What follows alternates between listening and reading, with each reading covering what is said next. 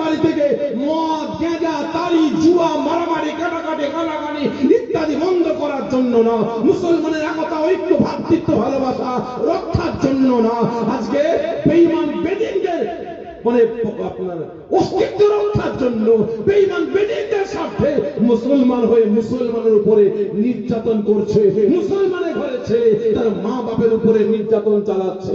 না, এর বিরুদ্ধে প্রতিবাদ করা যাবে না। কারণ প্রতিবাদ করতে গেলে জলসা কেটে যাবে, প্রতিবাদ করতে গেলে ইমামতি চলে যাবে, মুয়াজ্জিনি চলে যাবে, প্রতিবাদ করতে গেলে চাকরি চলে যাবে। অতএব ভালো করি মাকতে তুমি আমার পর, ভালো করে বুঝবেন।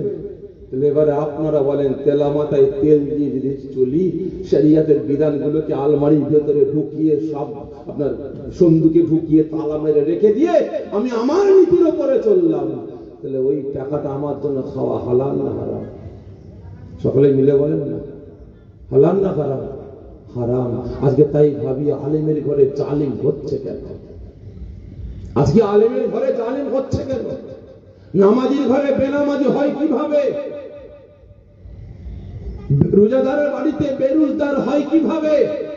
কারণ একটাই, চোখ থাকতে অন্ধ, কান থাকতে কালা, মুখ থাকতে বোবা, সামনে খানা, সামনে খানা। আমরা যাচাই বাছাই করলাম না এটা হারাম হারাম না হালাল, পাক না না পাক, জায়েজ না না জায়েজ, হাতা গুটিয়ে কবজি ডুবিয়ে হর হর করে হলারে দিয়ে চলে আসলাম। প্রতিবাদ করতে গেলে অসুবিধা আছে, চল খেয়ে পালাই। তাহলে এবারে বলেন, তাহলে ওই অবস্থায় আমার খাওয়াটা কি হবে? হারাম। তাহলে আমার স্ত্রী গর্ভে যে কটা বাচ্চা আসবে কি হবে? বলেন, জারক সন্তান, ঠিক না বেঠে? খারাপ মনে নেবেন, আজকে সমাজটা ধ্বংসের দিকে যাচ্ছে একটাই কারণ, একটাই কারণ, আমরা মুখটা বাঁচি না, যা পাই কলারে ঢুকিয়ে দিই, ঠিক না বেঠে? সেজন্য জানতে চাই আপনারা বলেন কেমন আজ করবো? এতগুলো মানুষ এখানে বসে আছেন, জুম্মার নামাজ আপনারা পড়েন তো? পড়েন তো? ঠিক বলছেন? সকালে জুম্মার নামাজ পড়েন। আচ্ছা বলেন তো, আপনি জুম্মার নামাজে মসজিদে যাচ্ছেন, মসজিদে নামাজ পড়তে যাচ্ছেন, মাথায় টুপি, সুন্নতের লেবাস, আতর সুরমা লাগিয়ে হেঁটে হেঁটে যাচ্ছেন, একজন মাতাল মদ খেয়ে আপনার পিছন দিক দিয়ে গোঁত মেরে যাচ্ছে, আপনি ঘর ঘুরিয়ে দেখছিলেন, মাতাল আমার দিকে যাবি না, আমার পিছনে ধরেছিলাম না, আমি মসজিদে যাব। আপনি মনে মনে ভাবেন হয়তো মাতাল মদের ঘরে ভুল ভাল বকছে। ও বাবা, যখন আপনি মসজিদে গিয়ে সিঁড়ি দিয়ে উপরে উঠলেন, জুতোটা খুলে গিয়ে দেখছেন মাতালটাও সেখানে গিয়ে হাজির, মাতালটাও না, আমি বলো মাতালটাও সিঁড়ি দিয়ে জুতো খুলে উপরে উঠছে। আপনার তো মাথা গরম হবে না? হবে না? মাথা গরম হবে না? হবে না? হবে। তাহলে মাতালকে বলছে না তুই কোথায় উঠছিস, আমি মসজিদে নামাজ পড়তে যাব। তাহলে আপনি বলেন মাতালকে মসজিদে উঠতে দেবে? সকলে মিলে বলেন না, দেবেন? দেবেন না? তাহলে মাতাল যদি ঠেলাঠেলি করে না আমি উঠবো নামাজ পড়বো, আপনি কি করবেন? কথা বলছেন, কি করবেন? কি ঠেলাঠেলি করে ঘাট ধরে কি করবেন? মসজিদ থেকে বের করে দেবেন। ঠিক বলছেন তো? বের করে দেবেন। কজন বলছেন হ্যাঁ, একজন মাতাল নাপাক অবস্থায় আছে, মদ খেয়ে আছে, মসজিদে উঠতে দেবো না, ঘাট ধরে বের করে দেবো। একটু কষ্ট দিচ্ছে, একটু যাচাই করবো, একটু হাত তুলে দেখাবেন কতজন বলছেন মাতালকে বের করে দেবো? হাত তুলে দেখান না,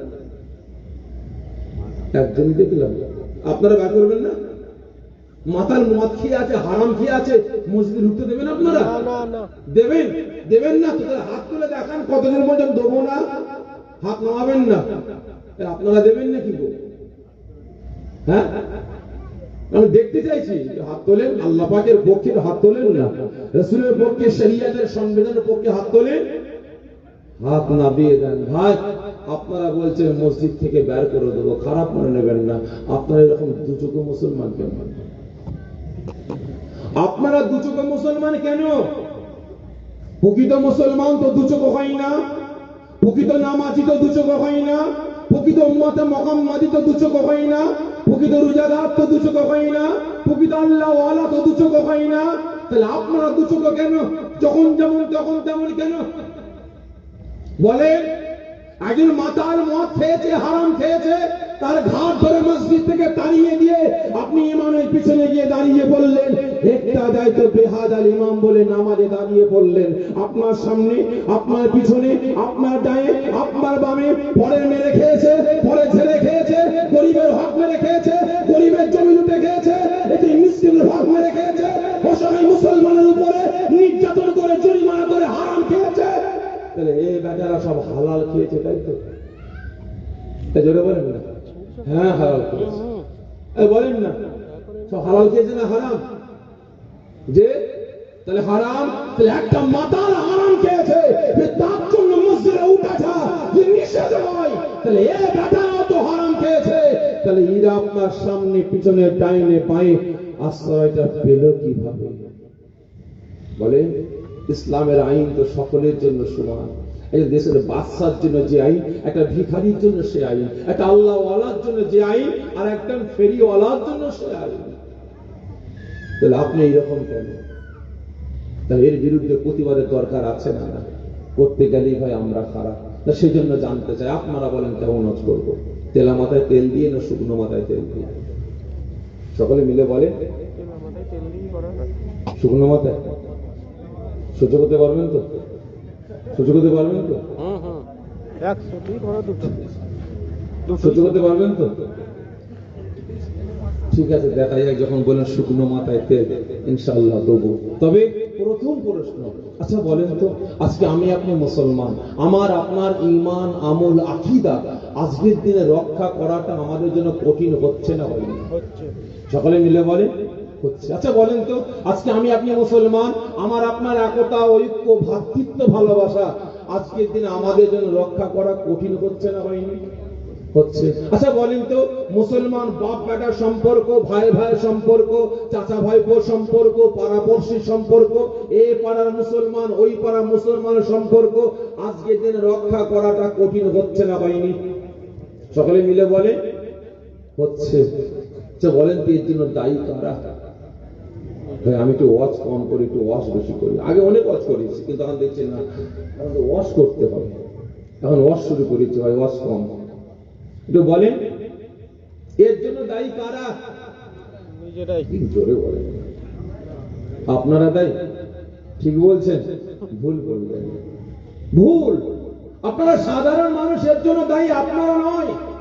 আর সমাজে কত ছোট হবেন, কত লাঞ্ছিত অপমানিত হবেন, কত মার খাবেন, এর জন্য দায়ী আপনারা নয়। বাস্তব বলছি, এর জন্য দায়ী আমার আপনার গ্রামের, আমার আপনার পাড়ার, আমার আপনার বাড়ির।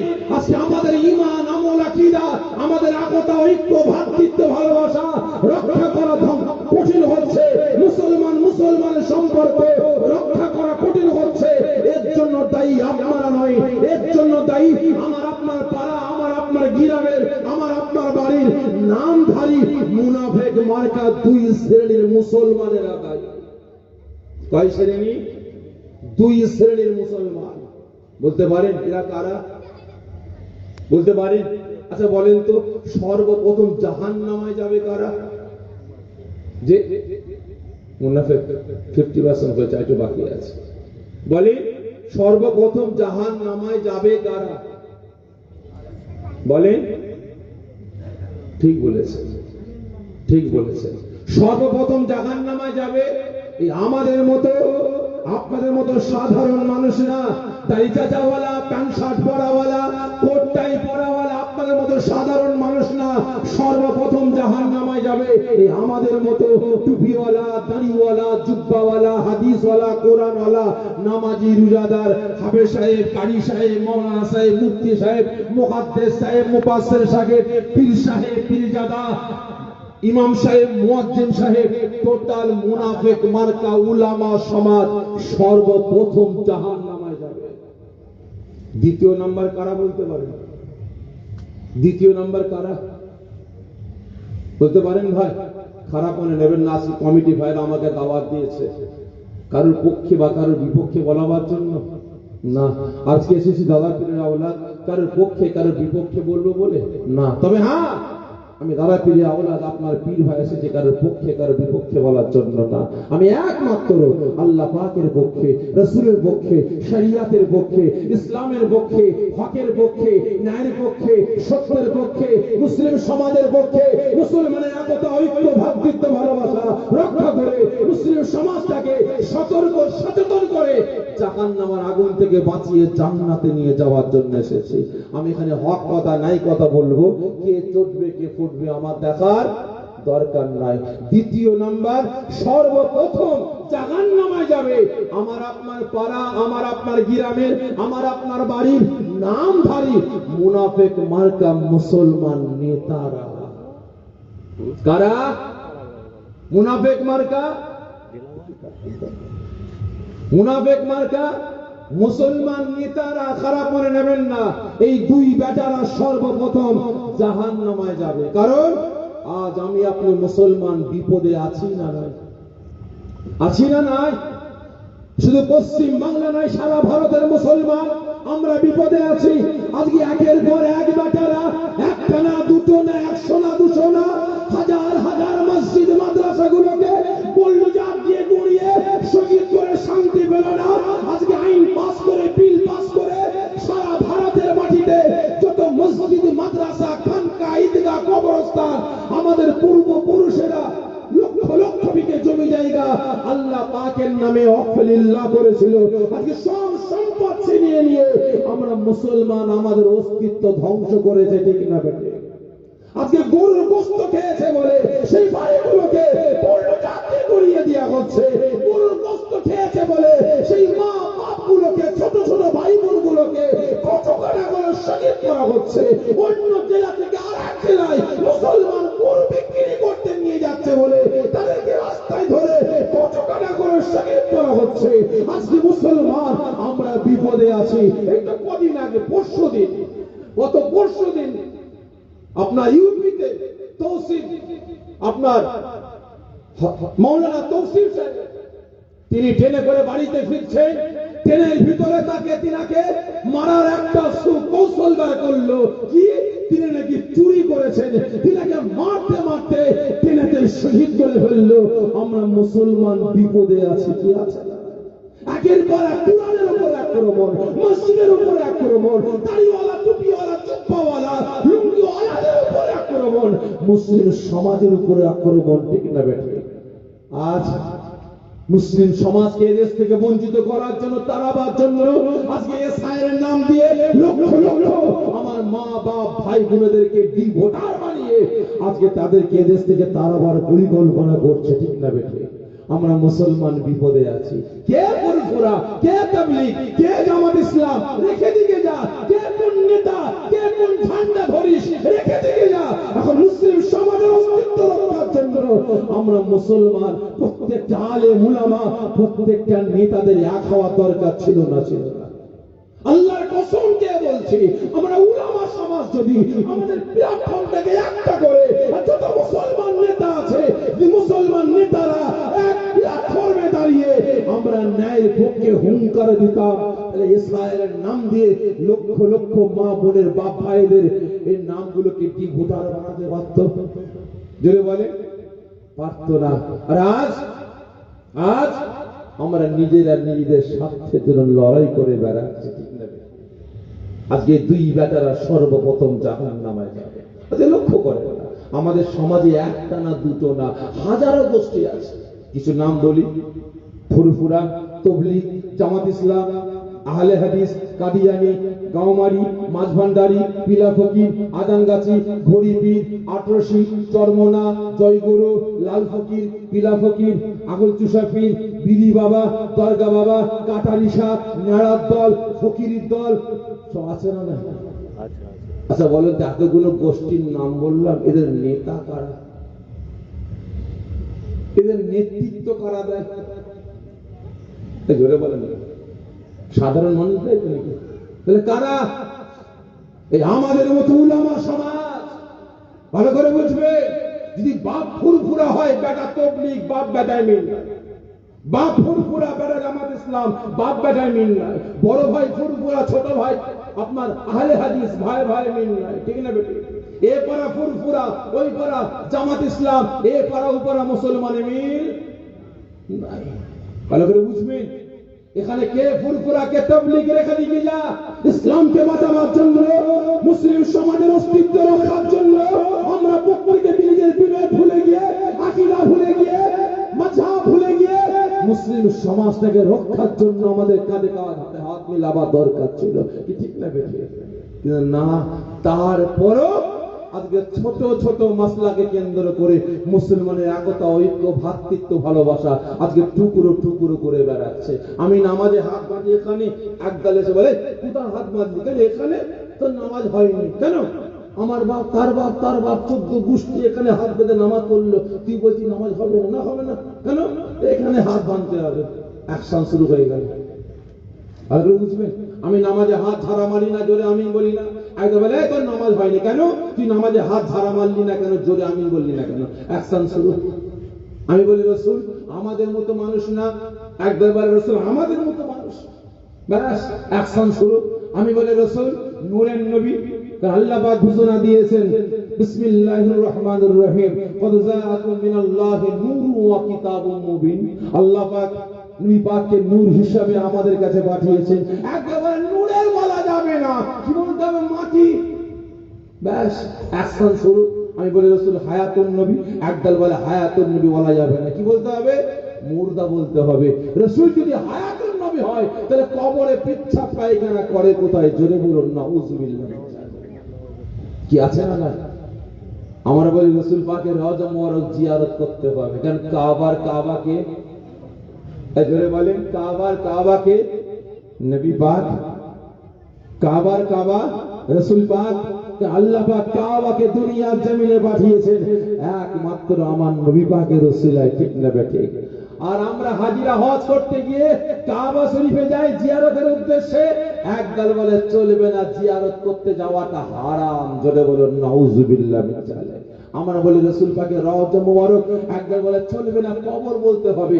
আমরা বলি লা ইলাহা ইল্লাল্লাহর সাথে একসাথে মুহাম্মাদুর রাসূলুল্লাহ সাল্লাল্লাহু আলাইহি ওয়াসাল্লাম, একদল বলে বিদআত চলবে না, আলাদা আলাদা করতে হবে, ঠিক না বেঠিক? তাহলে বুঝবেন যে আপনারা বলেন তো ভাই রাসূল আমাদের মতো মানুষ, সকলে মিলে বলেন না কেমন মানুষ, যে কেমন মানুষ? রাসূল মানুষ, কিন্তু আমাদের মতো মানুষ না। মুহাম্মাদুন বাসারুন লাইসা কাল বাসারি, ইয়াকুতুন হাজারুন লাইসা কাল হাজারি। রাস্তার পাথর পাথর, হাতের আংটির পাথর পাথর, দুটো এক, আকাশ পাতাল তফাৎ। রাসূল মানুষ আর আমি আপনিও মানুষ, কিন্তু সম্পর্ক আকাশ পাতাল। এটা জ্বলছে এখন জেনারেটর না কারেন্ট? লাইট দিল কারেন্ট চলে গেলে কিছু চলবে?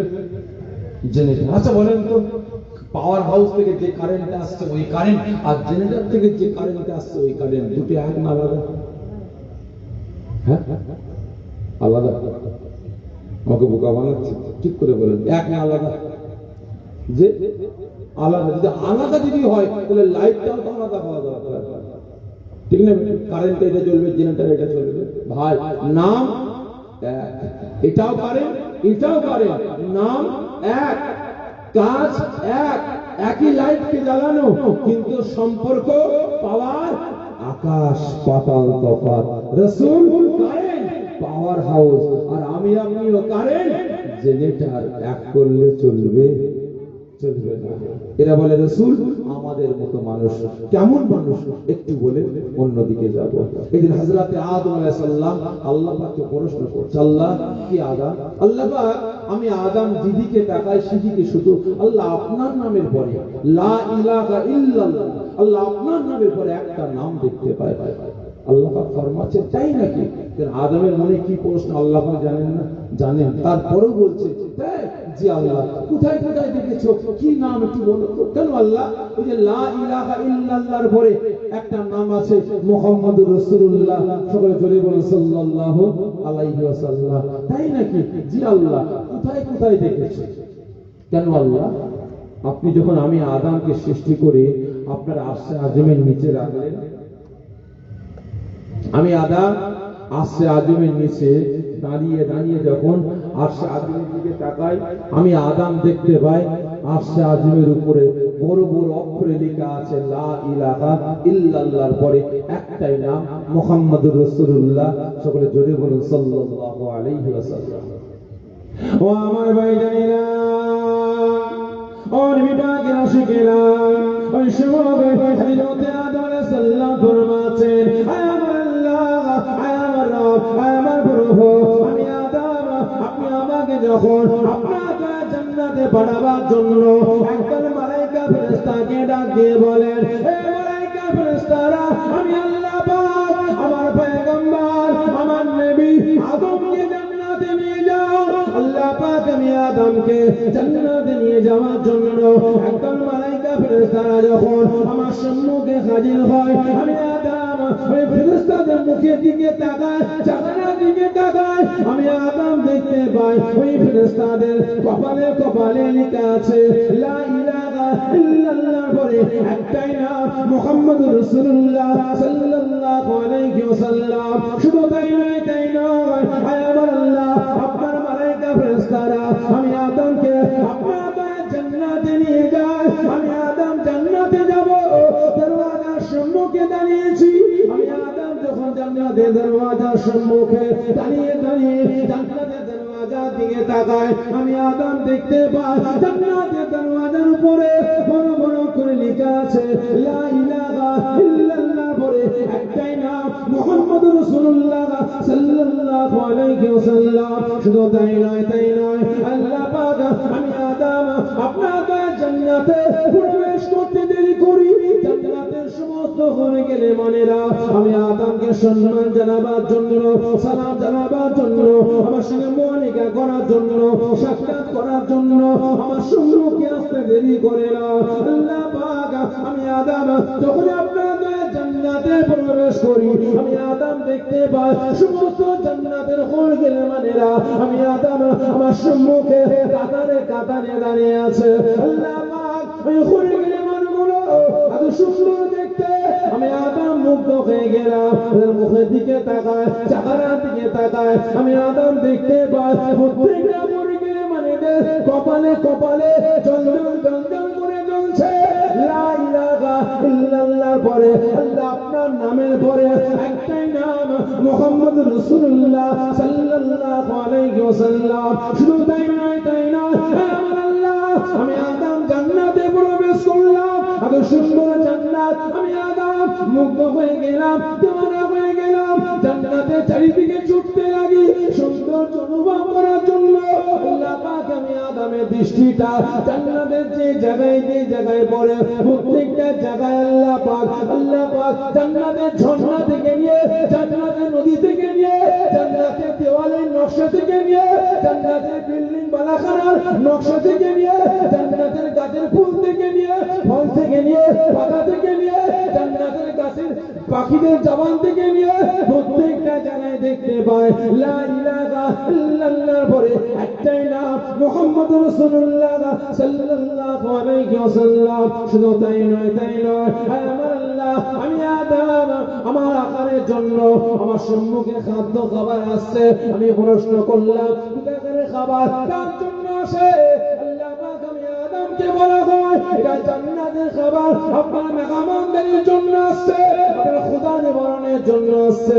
আল্লাহ পাক আমি আদম যখন ওই জান্নাতের খাদ্য খাবারের দিকে তাকাই, আমি আদম দেখতে পাই জান্নাতের প্রত্যেকটা খাদ্য খাবারের উপরে উপরে লেখা আছে লা ইলাহা ইল্লাল্লাহর পরে একটাই নাম মুহাম্মদুর রাসূলুল্লাহ সাল্লাল্লাহু আলাইহি ওয়াসাল্লাম। জোরে বলবেন না? নারে দিবে কার নাম? আল্লাহ পাকের নামের পরে কার নাম? নবী পাকের নাম, যিনি আসমান জমিন চাঁদ সূরজ কুল কায়নাত সৃষ্টি করেছেন। যে আল্লাহ পাকের নামের পরে 1,02,23,999 জন নবী পয়গম্বরের নাম না, কার নাম? আমাদের কি বলে? জোরে বলে আমাদের কি বলে? আমাদের নবী কত বড় খুশনসিব আমাদের। আল্লাহ পাক 18,000 মাখলুকাতের শ্রেষ্ঠ মাখলুকাত হিসাবে কাদের সৃষ্টি করেছেন? যে আদম সন্তানদের। আচ্ছা বলেন তো, এই আদম সন্তানদের মধ্যেও সর্বশ্রেষ্ঠ উম্মতে, সর্বশ্রেষ্ঠ উম্মাত কাদেরকে সৃষ্টি করেছে বলেন, বলতে পারেন? সর্বশ্রেষ্ঠ উম্মাত কারা? 18,000 মাখলুকাতের মধ্যে শ্রেষ্ঠ মাখলুকাত আদম সন্তান। আরে আদম সন্তানদের মধ্যে আল্লাহ পাকের কাছে সব থেকে প্রিয় বান্দা কারা বলতে পারেন? উম্মতে মুহাম্মাদিরা। জোরে বলুন না সুবহানাল্লাহ। ভালো করে বুঝবেন। আদম প্রশ্ন করছে, আল্লাহ কি আদম? আল্লাহ আপনার নামের পরে এই নামটা কার? আদম কে প্রশ্ন করছে? আদম। আমাদের কে হয়? আমাদের আদি পিতা। ভালো করে বুঝবেন। জিনার নূর মুবারক বহন করার জন্য আল্লাহ পাক তিনাকে নবী করলেন, পয়গম্বর করলেন, আদম সফিউল্লাহ করলেন। সে আদম রাসূলকে চিনতে পারে, রাসূলকে চিনতে পারেননি। প্রশ্ন করছে, আল্লাহ এটা কে? আর আজ আমাদের সমাজে, আমাদের পাড়ায় পাড়ায়, গ্রামে গ্রামে কিছু ঘুঁটে করোনার বেটা দুনিয়া পাতা মাদ্রাসায় পড়ে, মোবাইল ইউনিভার্সিটিতে পড়ে, মোবাইল কলেজে পড়ে, আজকে বড় জ্ঞানী হয়ে গেছে। বলে কি রাসূল আমাদের মতো মানুষ মরে গেছে, শেষ হয়ে গেছে। মরা গরু ভাষায় হায়াতুন নবী বলা যাবে না, মুর্দা বলতে হবে। আপনার যদি রাসূল হায়াতুন নবী হয়, তাহলে কবরে পেচ্ছাপ পায়খানা করে কোথায়? কিয়ামতের দিনে সাফাত করতে পারবে না। ও তো ভিখারির বাচ্চা ছিল, মুটিগিরি করে খেত, রাখালগিরি করে খেত, গরিবের বাচ্চা ছিল। জোরে বলুন নাউযুবিল্লাহ। কি বলছে না বলেন? আদম চিনতে পারে না তাকে, রাসূল। আর আজ আমাদের মতো কাঠমোল্লা ঘুটে করোনার বাটা দুদিকে মাদ্রাসায় পাতা পড়ে, মোবাইল টেনে টেনে ঘেটে ঘেটে আমরা রাসূলকে চিনে ফেলেছি বলে আমাদের মতো মানুষ। ঠিক না? ভালো করে বুঝবেন। এই বেটারা জানে না আপনি নামাজ না পড়লে আল্লাহ সহ্য করবেন, রোজা না রাখলে আল্লাহ সহ্য করবেন, আল্লাহ পাকের হুকুম পালন না করলে আল্লাহ সয়ে নেবেন। বিদায় মুসলমান, রাসূলের সাথে দুস্তাকি করলে, রাসূলের সাথে বিয়াদবি করলে আল্লাহ সব মেনে নেবেন। কিন্তু রাসূলের সাথে বিয়াদবি আল্লাহ কোনদিন মেনে নেবেন? মেনে নেবেন? মেনে নেননি আর নেবেন না। এই যে কদিন আগে বিশেষ সোশ্যাল মিডিয়ায় আপনারা দেখেছেন না, একজন বসিরহাটের বড় মৌলানা, বড় মুফতি বলে দাবিদার, ওয়াজ করতে করতে বলছে আপনাদের পাড়া আশপাশে বেশ কয়েক জায়গায় সময় এসেছিল, শুনেছিলাম। হ্যাঁ, ওয়াজ করতে করতে বলছে ও তো ভিখারির বাচ্চা, নবী পয়গম্বর গণেরা গরিবের বাচ্চা, ভিখারির বাচ্চা, মুটিগিরি করে খেত, রাখালগিরি করে খেত। জোরে বলুন নাউযুবিল্লাহ। ভাই, আল্লাহর মার রয়েছে আর বান্দার মার, এই ধরে বলেন, বান্দার মার বান্দা মারবো বলে ঠাস করে মেরে দেয়, আর আল্লাহ পাক না, রয়েছে আল্লাহ বাড়া। ঠিক না? আল্লাহ বাড়া। তবে অতিবার বেরো না, ঝড়ে ভেঙে যাবে, আর অতি ছোট হয়েও না, ছাগলে মুড়ে খাবে। মিডিয়ামটাই সব থেকে ভালো। ঠিক না? ঠিক। আমার বুঝতে কি করেছিল? আল্লাহ তার মান সম্মান ইজ্জতটাকে আল্লাহ মাটিতে মিশিয়ে দিয়েছে। ঠিক না? দেখেন দেখেন কত বড় আলেম, কত বড় মুফতি, কত বড় মুহাদ্দিস, মাথায় টুপি, মুখ ভর্তি দাড়ি, পা পর্যন্ত সুন্নতি লেবাস, সামনে মেয়ে এলে তিরিং বিরিং করে চিংড়ি মাছের মতো লাফাতো, টিভি দেখলে, গান বাজনা দেখলে চিংড়ি মাছের মতো তিরিং বিরিং করে লেপলে কোন দিকে চলে যেত। আর এখন এমন আল্লাহ মোহর মেরে দিয়েছে, সামনে গান হচ্ছে, কিচ্ছু করার নাই। এই নমস্কার করো, এই হাত ধরো। কার? কোন পুরুষের না, মহিলার। যে মহিলার দিকে তাকালে একটা পুরুষের জন্য তার হাত ধরতে হচ্ছে। ঠিক না? আল্লাহর মার, দুনিয়ার বাবা। ভালো করে বুঝবে, খারাপ করে নেবেন না ভাই। আমরা আলেম সমাজ, আমরা উলামা সমাজ, আমরা দুনিয়ার জমিনে আল্লাহ আমাদের পাঠিয়েছেন, আমাদের জ্ঞান দিয়েছেন, বিবেক দিয়েছেন, বুদ্ধি দিয়েছেন। কোন মানুষের গোলামি করার জন্য না, কোন মানুষের চাকরি করার জন্য না, একমাত্র ইসলামের জন্য, শরিয়াতের জন্য, কোরআনের জন্য, মুসলিম সমাজটাকে তাকে জাহান্নামের আগুন থেকে বাঁচিয়ে জান্নাতে নিয়ে যাওয়ার জন্য আল্লাহ আমাদের মতো মানুষদের বেঁচে বেঁচে ইসলামের শিক্ষা দিয়েছেন, ঠিক না বেঠে? আপনাদেরকে দিতে পারবেন, আপনাদেরকে তো ইসলামের শিক্ষা দিতে পারবেন। ওই এতটা ছেলে আছে, কেউ তো ইসলামের শিক্ষা অর্জন করতে পারবো না। আপনারা পাড়ায় 4 জন 5 জন আলেম হয়েছেন, 10 জন 12 জন হাফেজ হয়েছেন, তাহলে সারা পাড়া কেন বলে? সারা পাড়ার মানুষ কেন মৌলানা বলো না? আল্লাহ পাক যাকে পাওয়ার দেন সেই পাওয়ার পায়, ঠিক না বেঠে? আর আজ এই পাওয়ার পেয়েও আজকে আল্লাহ পাকের সাথে গাদ্দারি করছে, নাফরমানি করছে, রাসূলের সাথে গাদ্দারি করছে, ইসলামকে নিয়ে আরে ছেলে কালামও করছে। নাজাত পাবো পাবো না, খারাপ মনে নেবেন না, বাস্তব বলছি। আজকে আদম রাসূলকে চিনতে পারে, আর আজ আমাদের মতো ঘুচে ঘুরে বাটারা 2 দিন মাদ্রাসায় 2 পাতা পড়ে রাসূলকে চিনে ফেলেছে বলে আমাদের মতো মানুষ। এরা আজ ছোট ছোট মাসলাকে কেন্দ্র করে মুসলিম সমাজ থেকে টুকরো টুকরো করে বেড়াচ্ছে। বলেন তো, আমার তো মনে হয় এদেরকে আমি মুসলমান বলে পরিচয় দিই না, এদেরকে মুসলমান বলে পরিচয় দিই না, আমি এদের উম্মতে মুহাম্মাদি বলে পরিচয় দিই না, আমি সমাজে পরিচয় দিই এরা হচ্ছে উম্মতে ইসরাইল, উম্মতে আমেরিকা। এরা তাদের দালাল, তাদের উম্মাহ। আমেরিকা ইসরাইল জানে যে আল্লাহ মুসলমানদের এত পাওয়ার দিয়েছেন, এত ক্ষমতা দিয়েছে, এই মোল্লারা এরা পাগার পাগার পরিমাণে গুনাহ করে ফেলবে। গুনাহ সমুদ্রে ইবলিস এদেরকে গুনাহ সমুদ্রে ফেলে দিবে।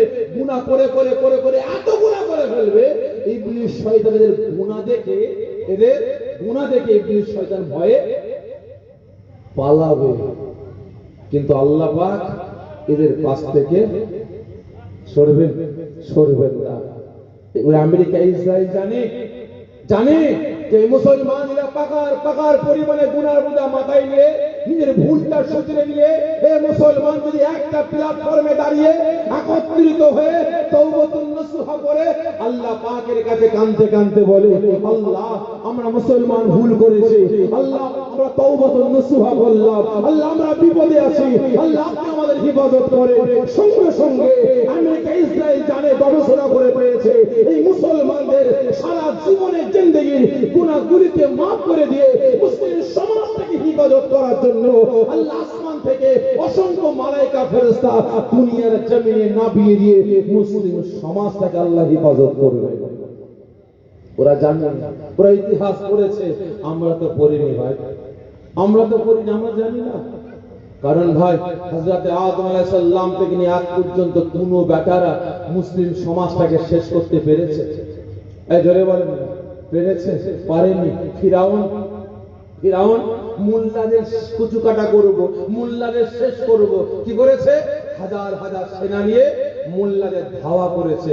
আর নবী মুসা মুসলমানদের বাঁচাবার জন্য আওয়াজ দিলেন, এ মুসলমানেরা আমার কাছে চলে এসো। সমস্ত মুসলমান নবী মুসার সামনে এসে হাজির। বাবা ফিরাউন মেরে ফেলবে আমাদের, চলো আমরা দেশ ছেড়ে পালাই। যখন নবী মুসা মুসলমানদের বাঁচাবার জন্য ছুটছেন, ফিরাউন বাহিনী মুসলমানদের পিছনে পিছনে ছুটতে গিয়ে নবী মুসা সমস্ত মুসলমানদের নিয়ে নীল নদের সামনে গিয়ে দাঁড়িয়ে গেলেন। চিন্তায় পড়ে গেলেন, আল্লাহ যাবো কোথায়? সামনে নীল নদ আর পিছনে ফিরাউন বাহিনী, আল্লাহ যাবো কোথায়? আওয়াজ দিলেন, আল্লাহ এই মুসলমানদের নিয়ে যাবো কোথায়? আল্লাহ এরা তো মেরে ফেলবে, সামনে নদী, আল্লাহ এদেরকে নিয়ে বাঁচাবো কিভাবে? আল্লাহ পাক বলেন, হে নবী মুসা আপনি চিন্তা করবেন না, আমি আল্লাহ পাক ঘোষণা দিলাম যে আমার বান্দা বান্দীরা, আমি আল্লাহ আমার পক্ষে আসে, আমার পয়গম্বরের পক্ষে আসে, আমার বন্ধুর পক্ষে আসে, আমি আল্লাহ কথা দিলাম, আমি আল্লাহ স্বয়ং নিজে ওই বান্দা বান্দীর পক্ষে চলে যায়। নবী মুসা আপনি চিন্তা করবেন না, আপনার হাতে লাঠি আছে না, নীল নদে আঘাত করেন না, নীল নদে একবার ঘা মারেন না। যখন নবী মুসা নীল নদে আঘাত করলেন, সঙ্গে সঙ্গে নীল নদের পানিটা দুদিক দিয়ে বিছখান থেকে সরে গিয়ে বিছখানে শুকনো রাস্তা বানিয়ে দিয়েছে। বলবেন না? আচ্ছা বলেন তো, যে নীল নদের পানি বিছখানে শুকনো রাস্তা বানালো কাদের জন্য? যেটা বলেন মোল্লাদের জন্য। যখন রাস্তা হয়ে গেছে নবী মুসা বলছে, মোল্লা চলো, মুসলমান চলো।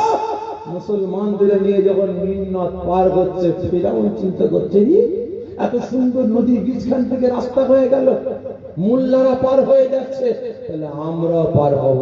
কিন্তু এ ব্যাটার জানা নাই যে রাস্তাটা বানিয়েছে আমার আল্লাহ মোল্লাদের জন্য, মুসলমানদের জন্য। ঠিক না বেটে? ফিরাউনদের জন্য না, মুসলমানদের দুশমনদের জন্য না। যখনই মুসলমান রাস্তা পার হয়ে গেছে, ফিরাউন ভাবে আমরাও পার হয়ে যাব, চলো। যখন ফিরাউন মুসলমানদের নিয়ে নীল নদের বীজখানে গিয়ে হাজির, আল্লাহ পাক বললেন, নীল নদ থেকে রাস্তা বানাতে বলেছি, পানি থেকে সরতে বলেছি, দুদিকে ফাঁকা হতে বলেছি, মুসলমানদের জন্য, এদের জন্য না।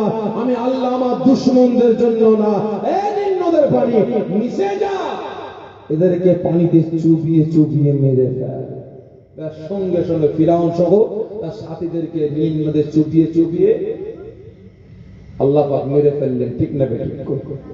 আজকে যারা ইসলামকে মিটাবার চক্রান্ত করছে, মুসলিম সমাজটাকে শেষ করার চক্রান্ত করছে, মুসলমানের একতা, ঐক্য, ভ্রাতৃত্ব, ভালোবাসা আজকে যারা টুকরো টুকরো করে বেড়াচ্ছে, এদের জানা না, এদের ইতিহাস এরা জানে না। এরা কত বড় নেতা ভাই, এরা কত বড় নেতা, ফিরাউনের থেকে বড় নেতা, নমরুদের থেকে বড় নেতা, সাদ্দাদের থেকে বড় নেতা, বলেন না, বাদশাহ আবরাকারের থেকে বড় নেতা।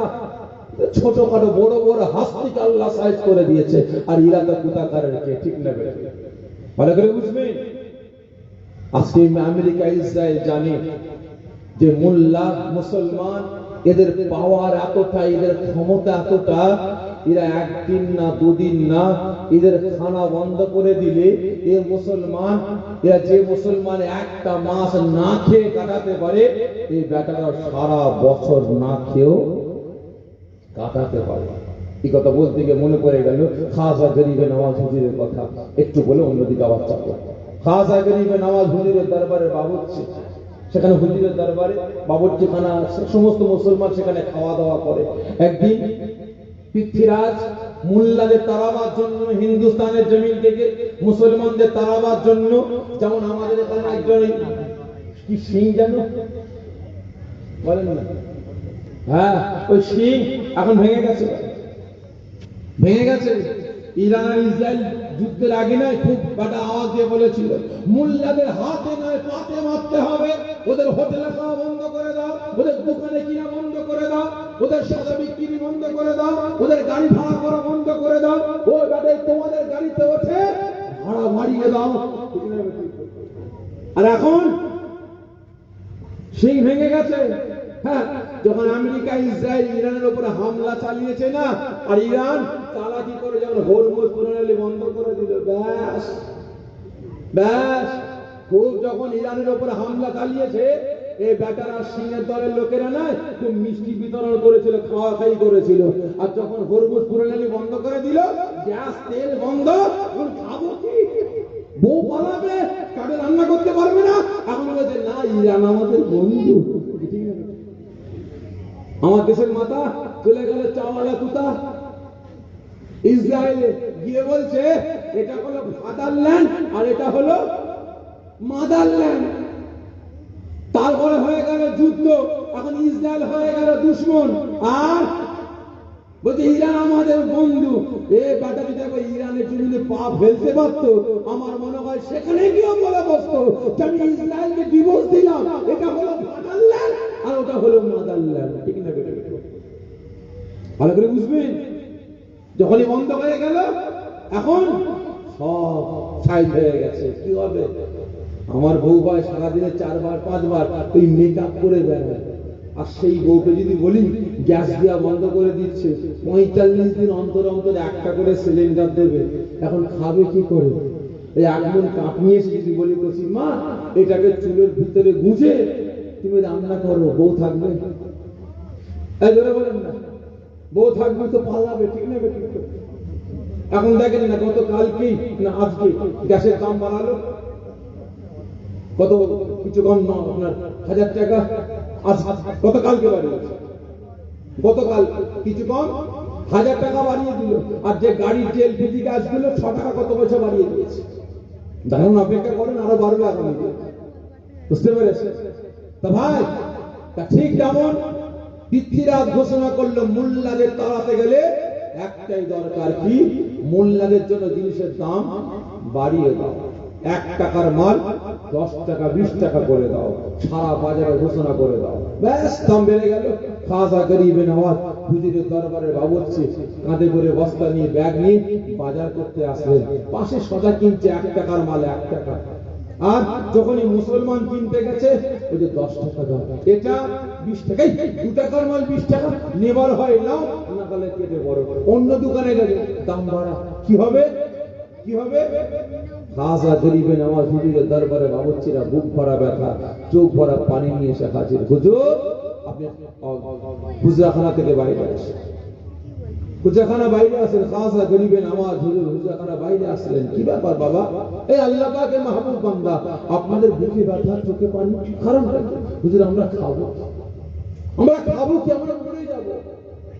বাজারে দাম বাড়িয়ে দিয়েছে, এক মাল আরেকজন কিনছে, বেদর্মী ভাইরা কিনছে, তাদের জন্য 1 টাকা, আমরা মুসলমান আমাদের জন্য 10 টাকা, 2 টাকার মাল 20 টাকা, আমরা খাবো। খাজা গরিবে নওয়াজ হুজুর মুচকে মুচকে হাসতে হাসতে বললেন, বাবা চিন্তা করতে হবে না, সমস্ত মুসলমানদের ডাকে। ও আমার ভাইজানেরা, ও নবী পাকের আশিকেরা, ওই সময় খাজা গরিবে নওয়াজ হুজুরের দরবারে সমস্ত আল্লাহ পাকের মাহবুব বান্দারা হাজির হলেন। ওই সময় সমস্ত মুসলমানেরা বলেছিলেন, হে আল্লাহ পাকের মাহবুব বান্দা খাজা গরিবে নওয়াজ হুজুর আপনি আমাদের ডেকেছেন।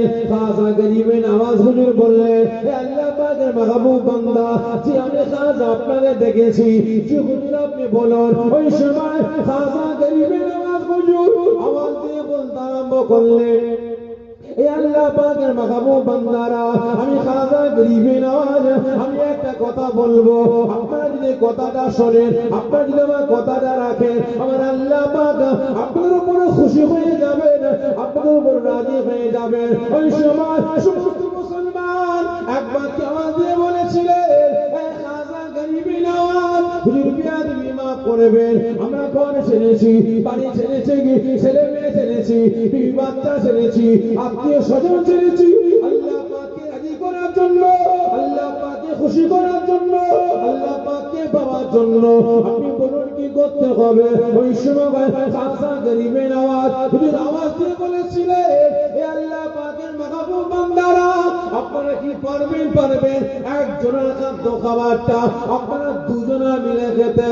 ওই সময় মুসলমানগুলো বলেছিলেন, হুজুর বিয়াদবি মাফ করবে, কিসের জন্য, কি কারণে আপনি আমাদেরকে একজনের খাদ্য খাবারটা দুজনা মিলে ভাগ করে খেতে বললেন? ওই সময় খাজা গরিবে নওয়াজ হুজুর বলেছিলেন, এই দেশের বাদশা পৃথ্বীরাজ আমাদের সাইজটা করার জন্য, মুসলমানদের তাড়াবার জন্য, এই দেশ থেকে বাগির করার জন্য জিনিসের দাম বাড়িয়ে দিয়েছে। আমাদের জন্য 1 টাকার মাল 2 টাকা করেছে, 2 টাকার মাল 10-20 টাকা করেছে। আমাদের কাছে অত অর্থ নয় যে আমরা খাদ্য খাবার কিনে দাম দিয়ে কিনে খাবো।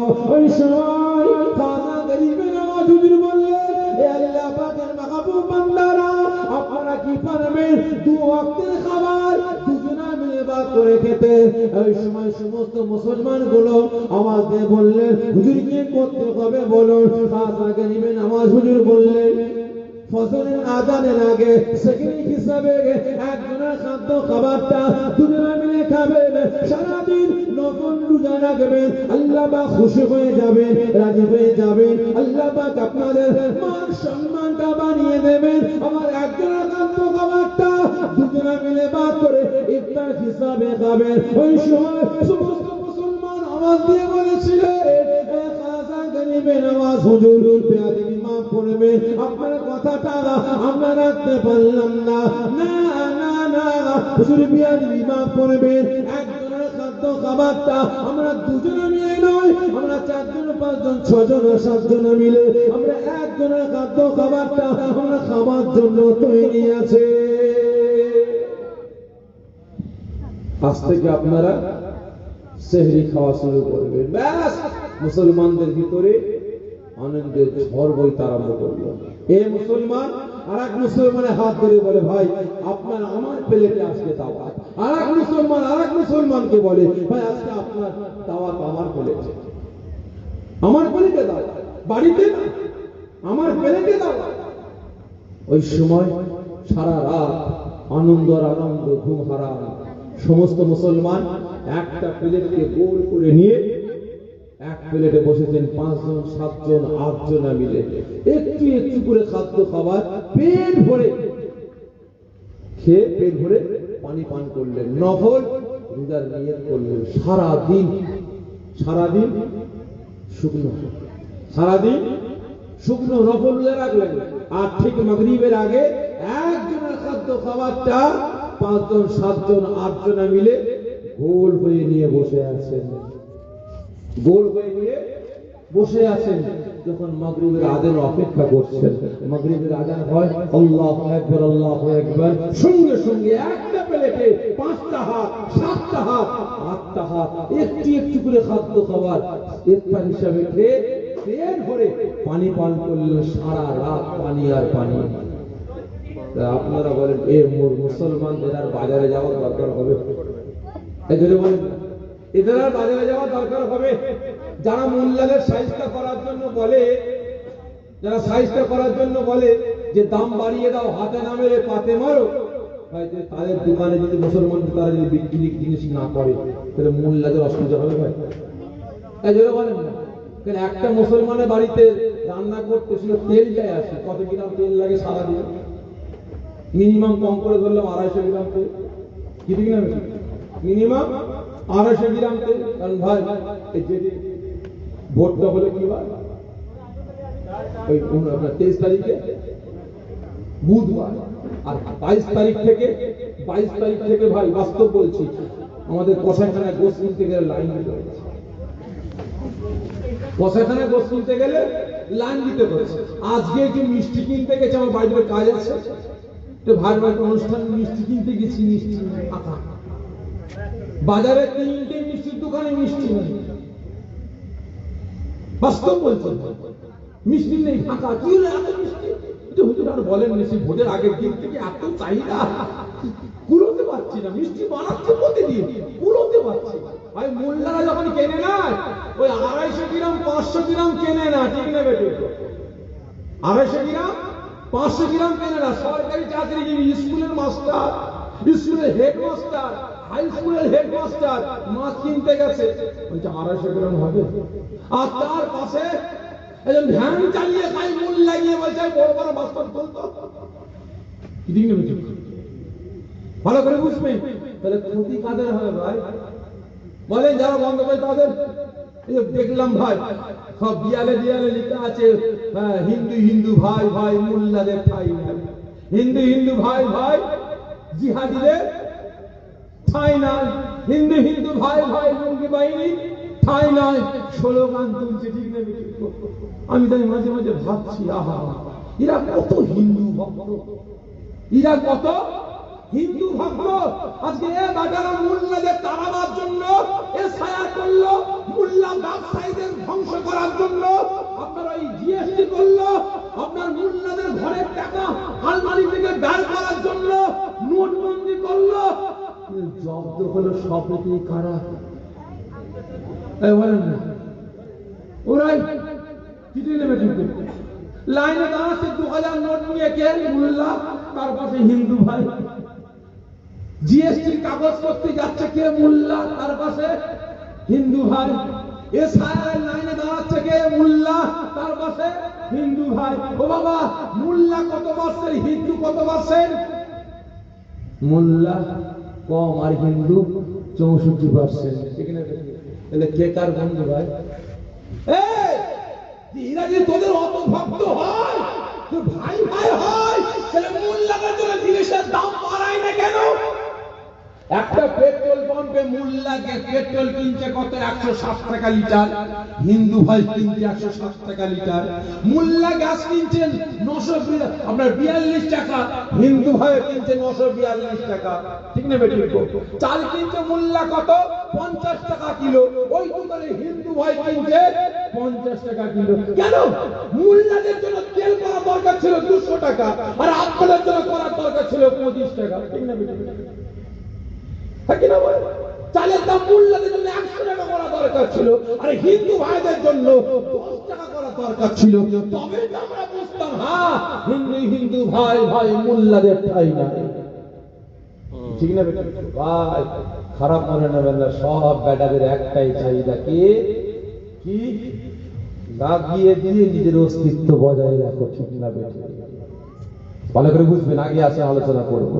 ওই সময় কি হবে?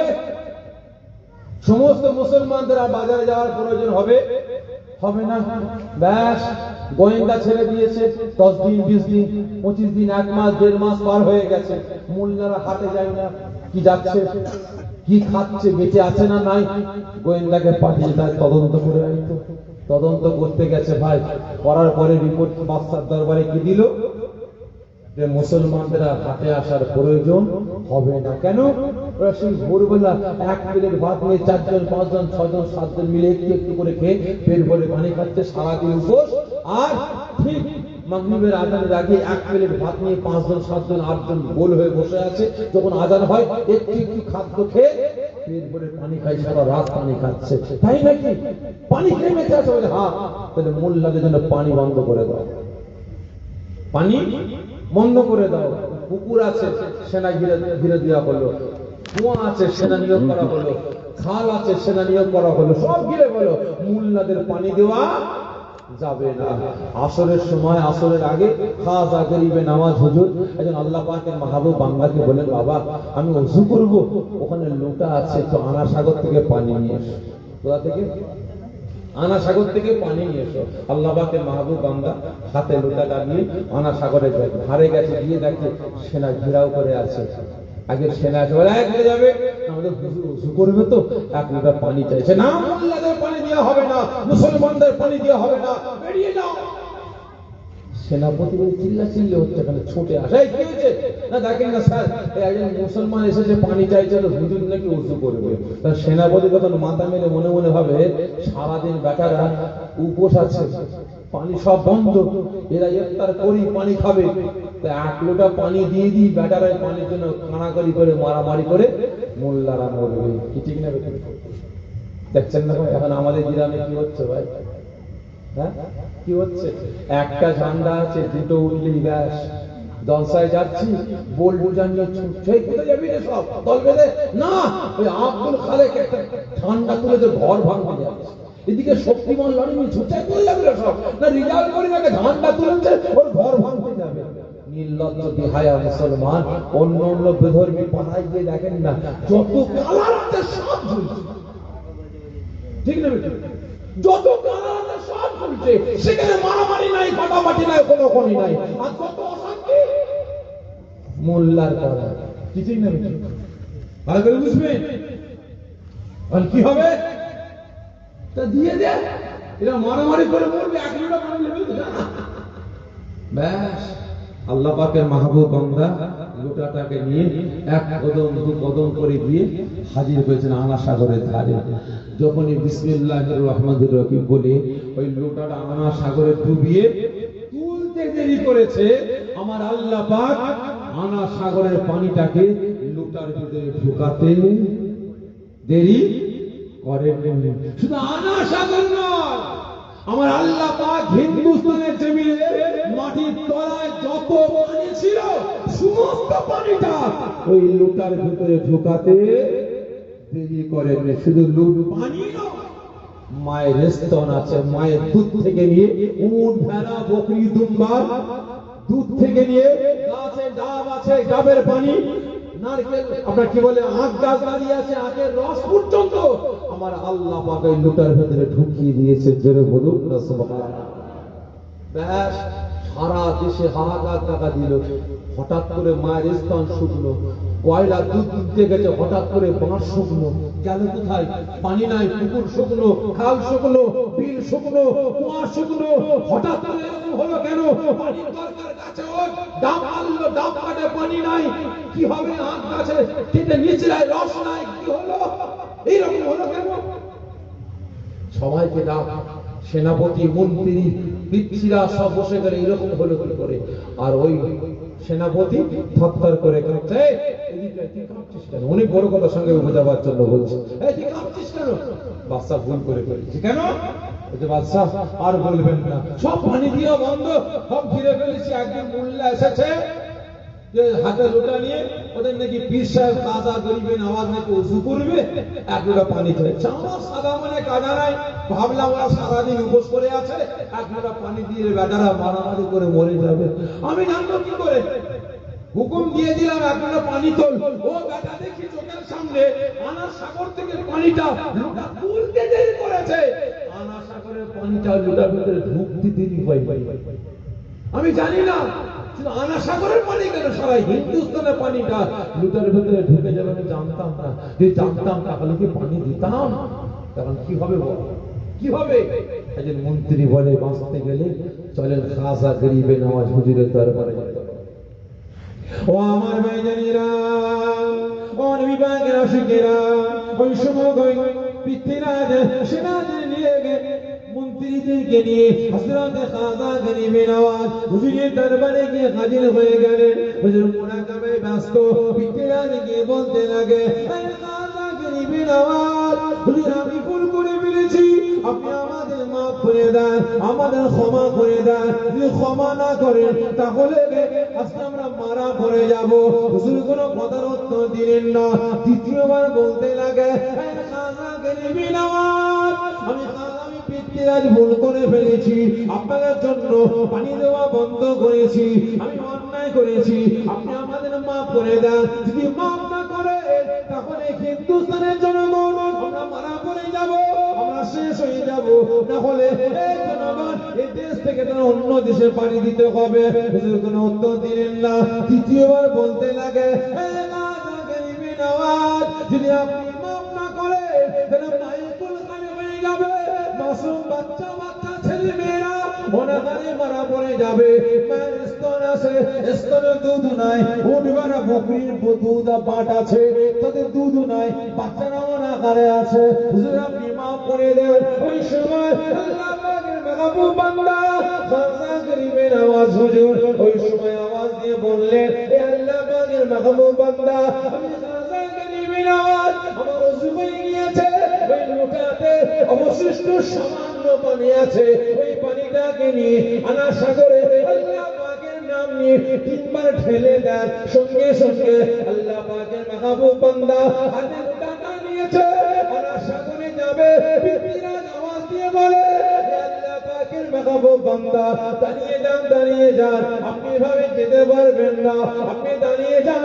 সঙ্গে সঙ্গে আল্লাহ পাকের মাহবুব বান্দা দাঁড়িয়ে গেলেন। পৃথ্বীরাজ আওয়াজ দিয়ে বলে, এই সেনাপতি যাও যাও যাও, আমার সেনাদেরকে নিয়ে এসো, খাজা গরিবে নওয়াজ হুজুরের দরবার থেকে নিয়ে আনা সাগর পর্যন্ত দুই দিকে সেনা নিয়োগ করে দাও। আল্লাহ পাকের মাহবুব বান্দা আনা সাগরে যাবে, গাঁট দিয়ে নিয়ে যাব। জোরে বলবেন না, ইজ্জত দেনেওয়ালা কে? এ জোরে বলেন না, আল্লাহ।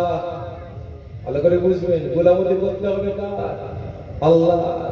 এই তো কদিন আগে দেখলাম তো ভাই, আমাদের বাড়ির সামনে রাস্তা, হ্যাঁ, সব মিছিলে যাচ্ছে হাতে ঝান্ডা নিয়ে, ইনকিলাব জিন্দাবাদ করতে করতে, মাথায় টুপি আছে, দাঁড়িয়ে আছে এরকম বড়, আর সুন্নতি লেবাস করে ভাড়া, পাশে মসজিদ, নামাজ হচ্ছে।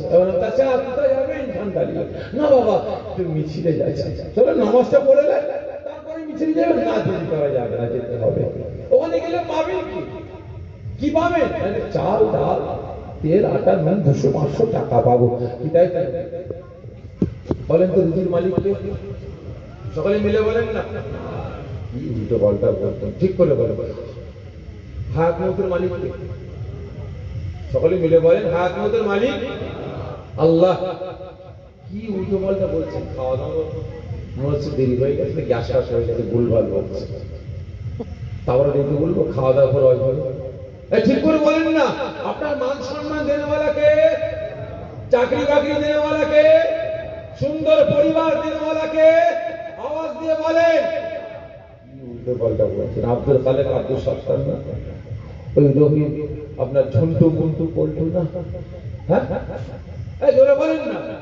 যদি আপনার হায়াতের মালিক আল্লাহ হয়, আপনার মউতের মালিক আল্লাহ হয়, আপনার চাকরি বাকরি দেনেওয়ালা আল্লাহ হয়, রুজির মালিক যদি আল্লাহ হয়, সবের মালিক যদি আল্লাহ হয়, তাহলে সেই আল্লাহ পাক সারা দিনে 5 বার ডাক দিলে, বান্দা আমার কাছে আয়, আমার সঙ্গে সাক্ষাৎ করবি আয়, আমার সঙ্গে দিদার করবি আয়, আমার সঙ্গে মুআনিকা করবি আয়, তোর কি চাওয়া আছে আমার কাছে চাইবি আয়, তোর কি অভিযোগ আছে আমাকে জানাবি আয়, তোর কি জ্বালা যন্ত্রণা ব্যথা বেদনা কষ্ট আছে আমি আল্লাহ আমাকে জানাবি আয়, আমি আল্লাহ তোর সমস্ত চাওয়া পূরণ করব, সমস্ত আমি আল্লাহ পাক তোর জ্বালা যন্ত্রণা ব্যথা বেদনা আমি আল্লাহ পাক নিবারণ করব, আমি আল্লাহ পাক তোর মান সম্মান ইজ্জত আমি আল্লাহ বাড়িয়ে দেব। আয় আমি আল্লাহ আমার সঙ্গে সাক্ষাৎ করবি আয়। সারাদিন 5 বার আল্লাহ পাক ডাক দিলেন কোথায়? মসজিদে যাওয়ার জন্য, ঠিক না বেঠিক? তাহলে সেখানে মুরামল দেখে চললাম কোথায়? ডাক দিয়েছে যেতে হবে, আব্দুর রহিম ডাক দিয়েছে যেতে হবে, রতন ঝন্টু ডাক দিয়েছে যেতে হবে। তাহলে আল্লাহ পাককে বুড়াগল দেখিয়ে চলে গেলাম, তাহলে প্রাধান্যটা কাকে দিলাম? আল্লাহকে না ওই বান্দাটাকে? তাহলে বলে আমাদের কাছে বড় কে হলো? রুজির মালিক কে হলো? মান সম্মান দেনেওয়ালা কে হলো? চাকরি বাকরি দেনেওয়ালা কে হলো? বলেন আল্লাহ হলো না বান্দা? বান্দা বুঝার চেষ্টা করে, বুঝার চেষ্টা করে। এই সময় ইজ্জত দেনেওয়ালা আমার আল্লাহ একদম দু সাইডে সেনা, সামনে সেনা, পিছনে সেনা। আল্লাহ পাকের মাহবুব বান্দা ওই লুটাটাকে নিয়ে 1 কদম 2 কদম করে হেঁটে হেঁটে গিয়ে আনা সাগরের ধারে গিয়ে হাজির হবে।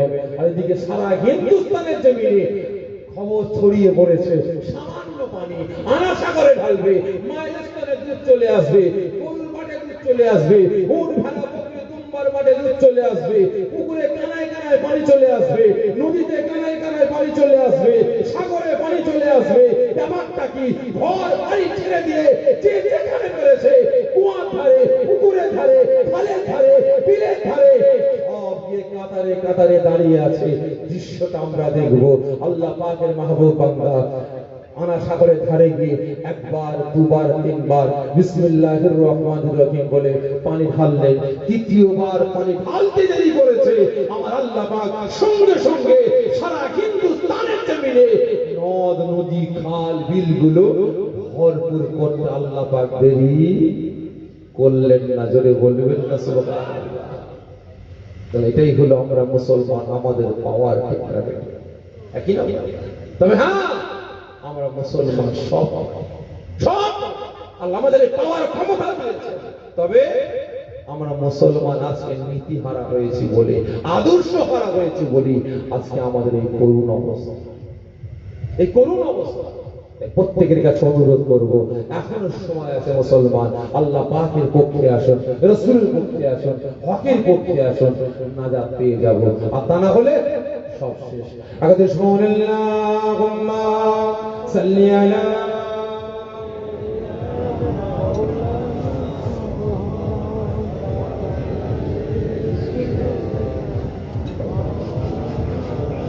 আমাদের ঠিকানা ইসলাম, মানে না কোন স্লোগান। আমাদের ঠিকানা ইসলাম, মানে না কোন স্লোগান। মানব না কোন বাধা, বলবো মোরা আল্লাহু আকবার, আল্লাহু আকবার, আল্লাহু আকবার, আল্লাহু আকবার। যার কোনো হক নেই, কোনো ভয় নেই, সাথে মোদের আল্লাহ গান। যার কোনো হক নেই, কোনো ভয় নেই, সাথে মোদের আল্লাহ গান। লা ইলাহা ইল্লাল্লাহ মোদের নেতা রাসূলুল্লাহ। এছাড়া মোরা নেতা দেখি নাই, এছাড়া মোরা নেতা দেখি নাই।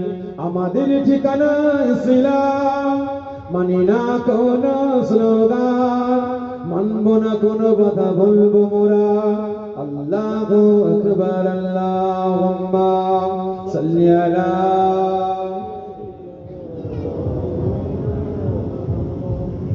ওয়ালা আলি সাইয়্যিদিনা। আমার দিনদার ইমানদার নেককার পরিজগার নামাজি মুসল্লি আল্লাহর ভয়ে যে আব্বা জানেরা জওয়ান যুবকেরা পর্দার আড়ালে অবস্থিত আমার মা ও বোনেরা, তাই প্রত্যেকের কাছে অনুরোধ করব নীতি আদর্শ ঠিক করুন আর এই দুই মুনাফিক এদের কাছ থেকে সরে আসুন, এদের কাছ থেকে সরে আসুন। আল্লাহর কসম কে বলছে আজকে আমরা মুসলমান, আমাদের কেউ আমাদের না, আমাদের কেউ না, একমাত্র আল্লাহ আল্লাহ রাসূল ছাড়া সব বেটাদের টার্গেট আমাদেরকে তেজপাতার মতো ব্যবহার করা। কার মতো? তেজপাতার মতো। আর বিভিন্ন দিক দিয়ে বোঝাবার সাথে বলছে তেজপাতার মতো। বাড়িতে রান্না করছে, আদা রসুন হলুদ লঙ্কা সব দিল, জিরে মুড়ি সব দিল, দিয়ে কষছে, খুশবু আসছে না। কি হবে? ছুটে গিয়ে তেজপাতার গাছ থেকে তেজপাতা ভেঙে নিয়ে দুটো ফেলে দিয়ে কষছে, সঙ্গে সঙ্গে খুশবু চলে আসলো, ব্যাস নেবে আসলো। তাহলে বলেন তো ওই তরকারির ইজ্জত বাড়ালো কে? তরকারির সম্মান বাড়ালো কে? তরকারির খুশবু করলো কে? তেজপাতা। তাহলে এবারে খেতে বসলো, জিরে খাচ্ছে, মরিচ খাচ্ছে, আদা রসুন খাচ্ছে, হলুদ লঙ্কা খাচ্ছে, সব খাচ্ছে। আর যে তরকারির ইজ্জত বাড়ালো, যে তরকারির সম্মান বাড়ালো, যে তরকারির সৌন্দর্য বাড়ালো, আর সেই তেজপাতাটাকে চুষে কি করলো? খেয়ে ফেললো। তো কি করলো? ফেলে দিল। কারণ বাস্তব বলছে আমরা মুসলমান, আমাদেরকে তেজপাতার মতো ব্যবহার করা হচ্ছে, তেজপাতার মতো ব্যবহার করা হচ্ছে। হাতে বোম নেবে কে মোল্লা, হাতে লাঠি নেবে কে মোল্লা, বোম মারবে কে মোল্লা, ঝান্ডা মারবে কে মোল্লা, বাইকে তেল ভরবে কে মোল্লা, র্যালি দেবে কে মোল্লা, হুমকি দেবে কে মোল্লা, সব করবে মোল্লা। আর ঠান্ডা ঘরে ঢুকবে কে? এই জোরে বলেন না। কলম ধরবে কে? জোরে বলেন না। মোল্লা না ভাই, যারা ব্যবহার করে তারা ঠিক নেবে, জ্ঞানী যারা বোঝে তারা শুধুই সারায়। এই কথা বলতে গিয়ে একটা গল্প মনে পড়ে গেল, একটু বলি। একটা মহিলার বয়স 20 বছর বয়স। মেয়েরা দেখতে শুনতে সব ভালো, বড় ভালো বুঝবে। মহিলাটা দেখতে খুব ভালো, কিন্তু হলে কি হবে? মহিলাটা একটু তুতলা, মহিলাটা তুতলা। ছেলেরা দেখতে আসে, তোমার নাম কি? ওই আমন তুতলামো কথা বলে না, ও সব কেউ পছন্দ করছে না, তুতলা। কি হবে? মেয়ের বাপের মাথায় বোঝা চাপছে, বিয়ে দিতে হবে। ঘটককে দেখে বলছে, বাপ তো যা টাকা লাগে দেবো, আমার একমাত্র কন্যা, এই তুতলা বলে কেউ পছন্দ করছে না, ছেলে দেখে তো যা টাকা লাগে দেবো। ঘটক বলছে, সত্যি বলছো তো? হ্যাঁ রে বাপ, কথা দিলাম তোকে দেবো। ঠিক আছে, ঘর 10,000 টাকা অ্যাডভান্স নিয়ে চলে যাবে। এই ঘটক কি করেছে? এই পাড়া ও পাড়া, এই গ্রাম ও গ্রাম, এই পঞ্চায়েত ও পঞ্চায়েত, থানা ও থানা ঘুরতে ঘুরতে মেয়ে পায়নি, লাস্টে ছেলে পায়নি, লাস্টে অন্য জেলায় গিয়ে হাজির। সেখানে গিয়ে ঘুষছে, আর ওই পাড়া ঘটকের সঙ্গে সাক্ষাৎ। তুই অন্য জেলার ঘটক, আমার জেলায় কেন? আর বলিস না ভাই, এমন একটা মেয়ের পাল্লায় পড়েছি না, যে ছেলেকে দেখায় মেয়ে তুতলা বলে বিয়ে করতে চাই না। তখন ওই জেলার ঘটক বলছে, বাহ, আমিও তো ওই রকম তারা কলে পড়েছি। তার মানে তোর পাল্লায় কি মেয়ে পড়েছে? না, মেয়ে না, ছেলে। তার মানে ছেলেকে এমন তুতলা, যে মেয়েকে দেখায় সেই মেয়ে বিয়ে করতে চাই না। তো কি হবে? বলছে, আর কোনো কথা নাই, তুই মেয়ের বাড়িতে গিয়ে বলবি ছেলে ভালো, আর আমি ছেলের বাড়িতে গিয়ে বলবো মেয়ে ভালো। টাকা দিকে বললে চলবে না, ডাইরেক্ট বিয়ে করে যেতে হবে। ঠিক আছে, ব্যাস কথাবার্তা ফাইনাল, ডাইরেক্ট বিয়ে হবে। বিয়ে পড়িয়ে দিল। দেওয়ার পরে আগেকার বাড়িতে হয় আপনারা জানেন, সব মাটির বড় বড় ঘর ছিল, আর ঘরের কোণে ধান চাল সব বস্তা বন্দি করে রাখতো। আর অনেকে দেখেছি ঘরের ভিতরে বড় ঘর, তো ঘরের কোণে আপনার মানে খড়কে পাকিয়ে ওই ছোট ছোট মড়াই করেও আবার ধান ফান সব রাখতো, কম রাখতো। তাই এই বেটা তখন আগেকার মাটির ঘর ছিল, বড় ঘর, আর ঘরের কোণে বস্তা বস্তা ধান ফান সব রেখে দিয়েছে।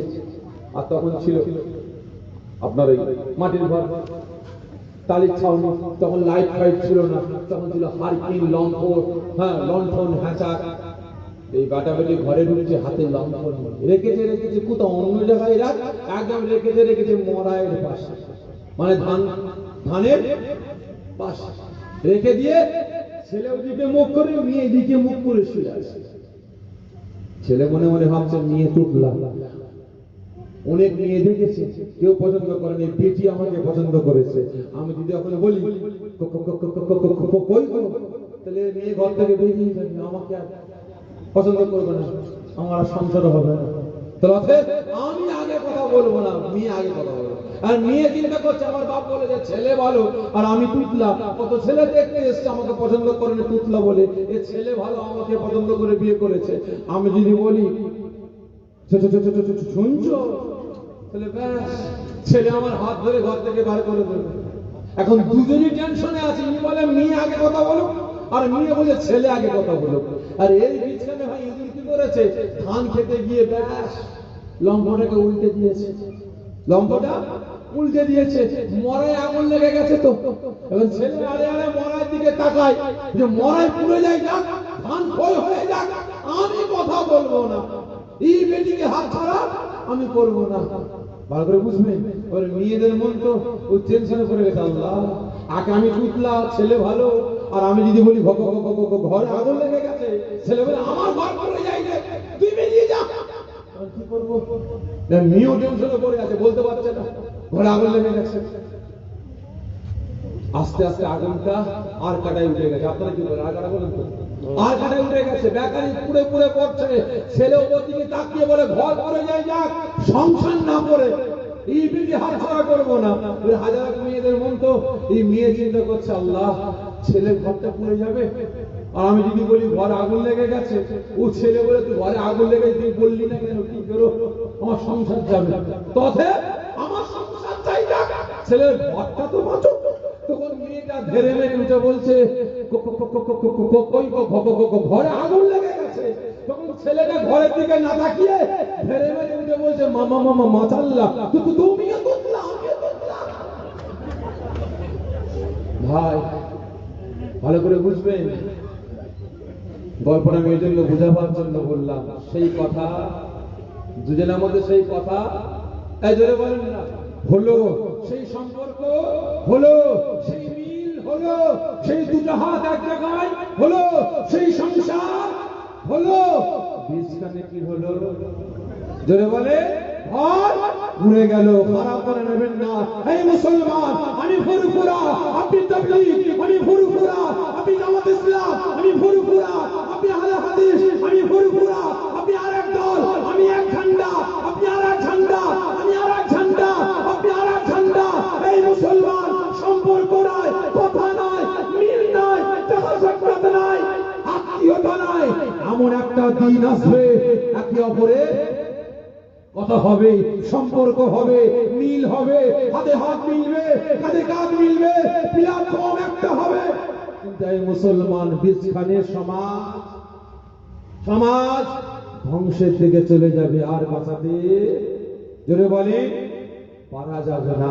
তাই প্রত্যেকের কাছে জোরে হাত করে বলবো, পা ধরে বলে যাব, মুসলমান আপনি ফুরফুরা করেন, করে কি যান, তাবলীগ করেন, করে কি যান, জামাত ইসলাম করেন, করে কি যান, কোন ঝান্ডা ধরবেন, করে কি যান, এটা আপনার ব্যক্তিগত ব্যাপার। কিন্তু মুসলমান ইসলামকে রক্ষার জন্য, শরিয়াতকে বাঁচাবার জন্য, মুসলমানের অস্তিত্ব রক্ষার জন্য, মসজিদ মাদ্রাসা খানকা ওয়াকফ সম্পদ রক্ষার জন্য, এই মুসলমান আমাদের একতা ঐক্য রক্ষার জন্য, বাড়ি আপনার আলাদা হতে পারে, ভাষা আপনার আলাদা হতে পারে, খুরাক আলাদা হতে পারে, পাড়া আলাদা হতে পারে, গ্রাম আলাদা হতে পারে, জেলা আলাদা হতে পারে, ইসলামের জন্য, শরিয়াতের জন্য, মুসলমান মুসলমানের জন্য আমাদের আওয়াজ ত্যাগ করা দরকার আছে না, আছে না নাই?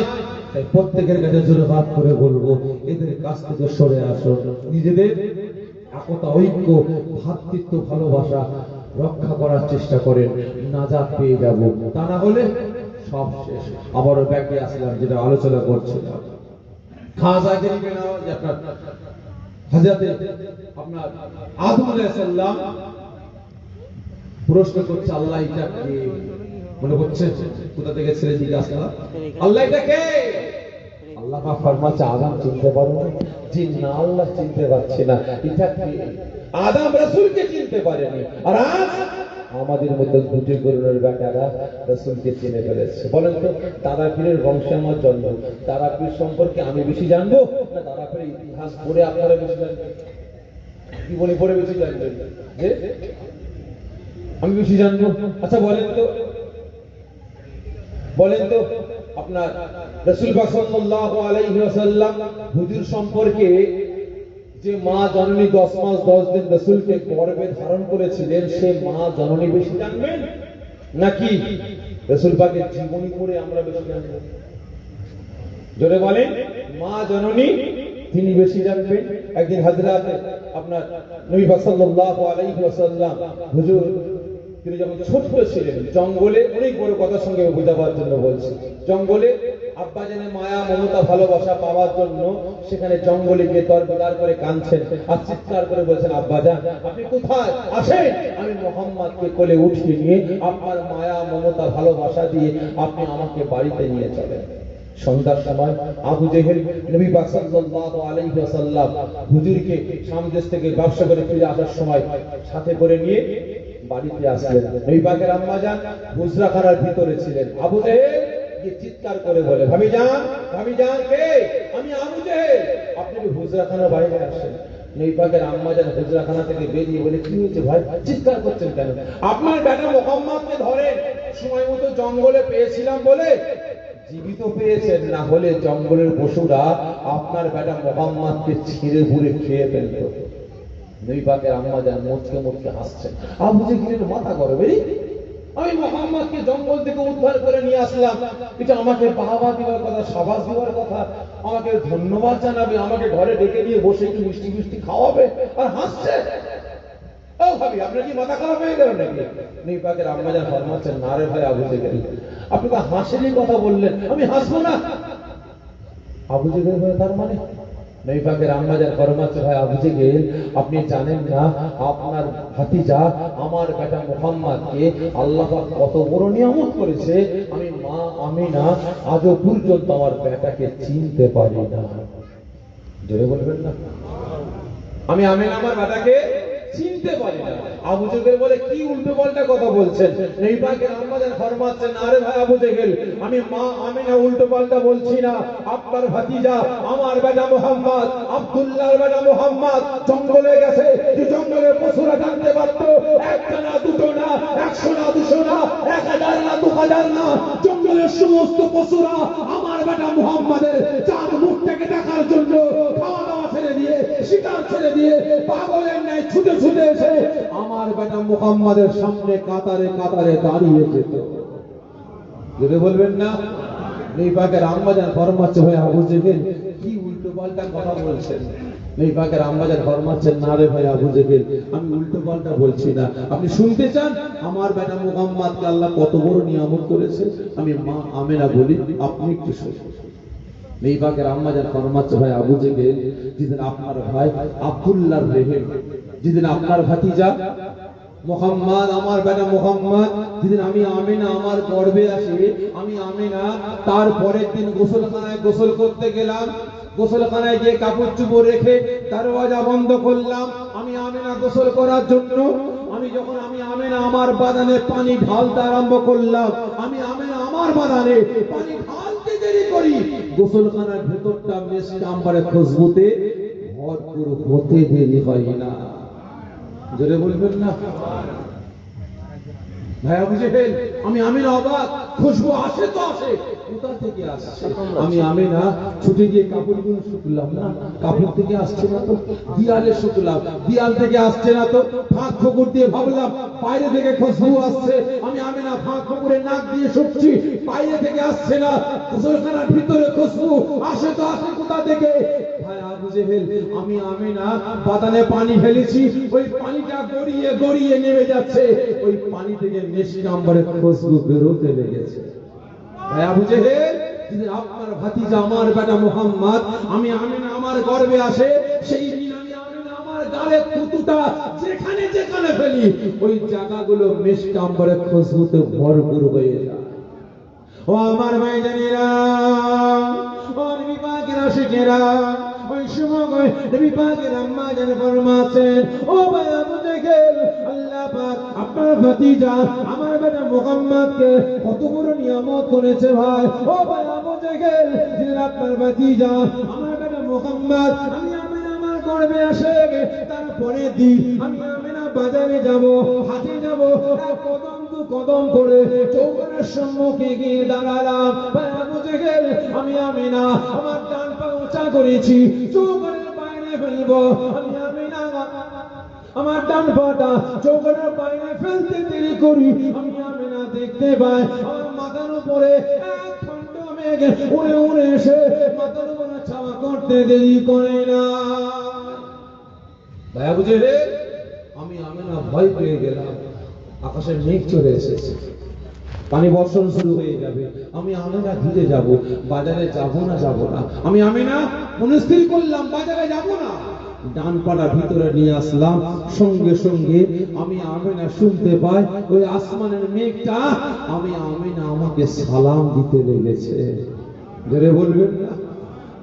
ও আমার ভাইজানেরা, ও নবী পাকের আশিকেরা, ওই সময় নবী পাকের আম্মা জান ফরমাচ্ছেন, ও ভাই আবু জেহেল আমি আমিনা আমি দাঁড়িয়ে আছি, আমি শুনতে পাই ওই আসমানের মেঘটা আমি আমিনা আমাকে সালাম দিয়ে বলে, না না না, ও আল্লাহ পাকের হাবিবের আম্মা জান, ও আল্লাহ পাকের দোস্তর আম্মা জান, ও আমাদের নবী পাকের আম্মা জান, আপনি ভয় পাবেন না, এ মেঘ আসমান গর্জনের মেঘ না, এ মেঘ বর্ষণের মেঘ না, ও আমিনা আপনি জানেন না আপনার গর্বে কে আছে? উনি বলেন আল্লাহ পাকের রাসূল, আল্লাহ পাকের হাবিব, আল্লাহ পাকের বন্ধু, আখিরি জামানার পয়গম্বর রাহমাতাল লিল আলামিন শাফিউল মুজনাবিন নবী মুহাম্মদ রাসূলুল্লাহ সাল্লাল্লাহু আলাইহি ওয়াসাল্লাম। আপনি বলেন আল্লাহ পাকের হাবিবের আম্মা জান, আমাদের নবী পাকের আম্মা জান, আপনি বাড়ির বাইরে দিয়ে যাবেন, সূর্যের তাপ আপনাকে কষ্ট দেবে, এই জন্য আল্লাহ পাকের হুকুমে এক খণ্ড মেঘ উড়ে উড়ে এসে আপনার মাথার উপরে চাওয়া করতে লেগেছে। যদি হবে না ভাই, এই পাকের আম্মা জান ফরমাচ্ছে আল্লাহ আমার বেটা মুহাম্মদকে কত বড় নিয়ামত করেছে, মা আমিনা আজও পর্যন্ত আমার বেটাকে চিনতে পারেনি। আর আজ আমাদের সমাজে ওই আমেরিকার দালাল, ইসরায়েলের দালাল, ইসলামের দুশমন, শরিয়াতের দুশমন, কুরআনের দুশমন, মুসলিম সমাজের দুশমন, আজকে তারা দুদিন দুপাতা ভরে রাসূলকে চিনে ফেলেছে। আমেরিকা ইসরায়েলের দালালি করার জন্য আজকে ছোট ছোট মাসলাকে কেন্দ্র করে আজকে মুসলমানের একতা, ঐক্য, ভাতৃত্ব, ভালোবাসা আজকে টুকরো টুকরো করে বেড়াচ্ছে। ঠিক না? প্রত্যেকের কাছে অনুরোধ করব, এখনো সময় আছে, মুসলমান পরিবর্তন, মুনাফিকদের কাছ থেকে চলে আসো, সরে আসো, ঈমান আমল আকীদাকে রক্ষা করুন ভাই। আবার এই সমস্ত কথা বললে আবার কিছু কিছু মানুষের রাগ হয়, অত বড় মাওলানার বিরুদ্ধে এরকম বলছে, অত বড় ইমামের বিরুদ্ধে এরকম তারা বলছে, কি বলে না? আচ্ছা বলেন তো, নবী পয়গম্বর ছাড়া পৃথিবীর জমিনে সবথেকে বড় আলেম কে? বলে পৃথিবীর জমিনে নবী পয়গম্বর ছাড়া সবথেকে বড় আলেম কে? সকলে মিলে বলেন না। ইবলিস। কে বলে? কে? আজাজিল, ইবলিস। ও, একে ইবলিস শয়তান বলতে আপনার লজ্জা লাগলো না? একে ইবলিস বলতে আপনার কষ্ট লাগলো না? একে ইবলিস বলতে আপনার বুকে ব্যথা লাগলো না? বলুন, এই ইবলিস শয়তান যে একটা অন্যায় করেছে, কটা? একটা। আল্লাহ পাক হযরতে আদমকে সৃষ্টি করে হুকুম করলেন, এই মালাইকা ফেরেশতারা সিজদা কর। কাকে? আদমকে সিজদা কর। সবাই সিজদা করেছে, আজাজিল সিজদা করলো না। কেন? আমি ফেরেশতাদের ইমাম, ফেরেশতাদের উস্তাদ, ফেরেশতাদের টিচার। আমি জমিন থেকে নিয়ে সাত তবক আসমান পর্যন্ত এমন কোন জায়গা বাদ দিইনি কপাল ঠুকে আল্লাহকে রাজি করতে। আমি আগুনের তৈরি, আরে আদম মাটির তৈরি, একে সেজদা তৈরি করেছে আল্লাহ, একে সেজদা করে আমার মান সম্মান ক্ষয় করব? আমি এদের টিচার, তাদের ফেরেশতাদের? অসম্ভব, আমি একে সেজদা করতে পারবো না। একটা অন্যায় করেছে, আজাদিল থেকে আল্লাহকে জিনিস বানিয়ে দিয়েছে, ঠিক না?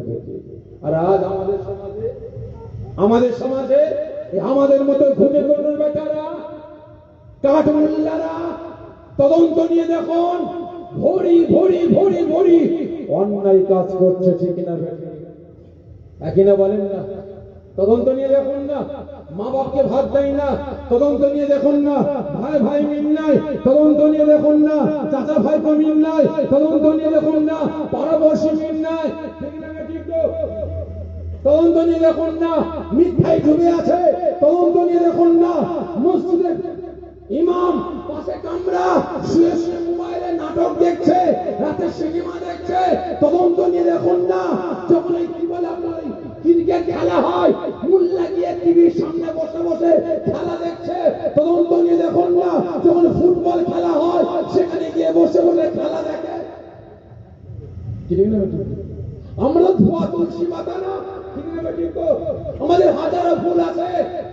আজকে যারা সরাসরি রাসূলের সাথে কুস্তাকি করে, যারা মুসলমানের একতা ঐক্য ভ্রাতৃত্ব ভালোবাসা ধ্বংস করে বেড়ায়, এদের বিরুদ্ধে বলতে গেলে আমরা খারাপ হয়ে যাই, ঠিক না? বেঠিক ভাই, কে কি বললো, কে কি বুঝলো, বয়ে গেছে ভাই। কে কি বুঝলো, কে কি বললো, বয়ে গেছে। অন্যায়ের বিরুদ্ধে কথা বলে যাব, সমাজকে পরিবর্তনের কথা বলে যাব, সমাজকে সতর্ক করার জন্য কথা বলে যাব। বাকিটা আপনার কাজ, বাকিটা আপনার কাজ। আপনি নেবেন কি নেবেন না, গ্রহণ করবেন কি করবেন না, ফেলে দেবেন না রেখে দেবেন, এটা আপনার ব্যক্তিগত ব্যাপার। নবী পাকের আম্মাজান ফরমাচ্ছে, ভাই আবু জেহেল, আল্লাহ আমার বেটা মুহাম্মদকে কত বড় নিয়ামত করেছে, আমি মা আমিনা আজও পর্যন্ত আমার বেটাকে চিনতে পারি না। আমি আমিনা যখন রাস্তা দিয়ে হেঁটে হেঁটে হেঁটে হেঁটে যাই, রাস্তার দুধারের গাছগুলো আমি আমিনা আমাকে সালাম দিয়ে আমার কদমে লুটিয়ে লুটিয়ে পড়ে যায়। জোরে বলবেন না? নবী পাকের আম্মাজান ফরমাচ্ছে, ভাই আবু জেহেল, আমি আমিনা রাস্তা দিয়ে হেঁটে হেঁটে যাচ্ছি, সামনে দিকে একটা মরা গাছ দাঁড়িয়ে আছে, বড় মরা গাছ দাঁড়িয়ে আছে। আমি আমিনা ওই মরা গাছের তলায় যেতে দেরি করেছি, ওই মরা গাছটা জিন্দা হয়ে গিয়ে আমি আমিনা আমাকে সালাম দিতে দেরি করে।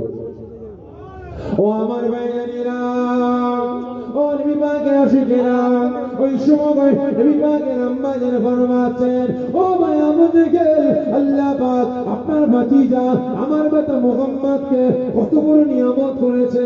আমি আমিনা যখন গাছের নিচে গিয়ে দাঁড়ায়, আমি আমিনা ওই মরা গাছ জিন্দা হয়ে গিয়ে আমাকে সালাম দিতে লাগে।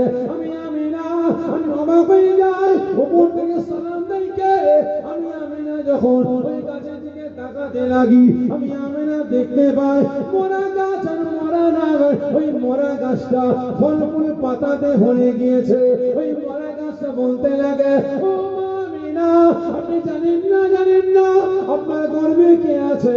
উনি বলেন আল্লাহ পাকের রাসূল, আল্লাহ পাকের হাবিব, আল্লাহ পাকের বন্ধু, আখির জামানার পয়গম্বর আমাদের নবী মুহাম্মদুর রাসূলুল্লাহ সাল্লাল্লাহু আলাইহি ওয়াসাল্লামের আম্মা জান।